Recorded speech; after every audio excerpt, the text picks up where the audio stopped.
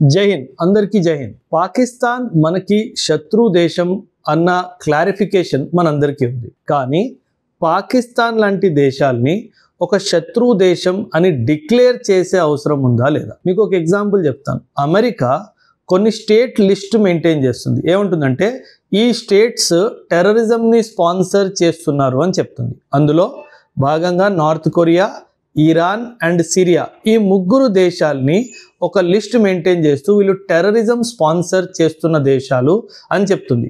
మీరు గమనిస్తే గనక ఇందులో పాకిస్తాన్ పేరు కానీ ఆఫ్ఘనిస్తాన్ పేరు కానీ లేదు. అంటే ఏంటి అర్థము?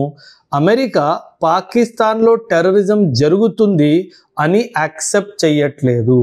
సో ఒకవైపు అమెరికా చేయట్లేదు కాబట్టి మన దేశం భారతదేశం కూడా ఒక లిస్ట్ మెయింటైన్ చేస్తూ ఎవరెవరైతే పాకిస్తాన్ ద్వారా చేస్తున్న టెర్రరిజంని సపోర్ట్ చేస్తున్నారో ఆ లిస్టులో వాళ్ళ పేర్లు రాయాలి. సో మీ అభిప్రాయం చెప్పండి. ఒకవేళ ఈ లిస్ట్ ఇండియా మెయింటైన్ చేస్తే గనక ఇందులో ఏ ఏ దేశాలు ఉండాలి అండ్ ఎందుకు ఉండాలి అన్నది కూడా ఖచ్చితంగా తెలియజేయండి. Thank you. జై హింద్.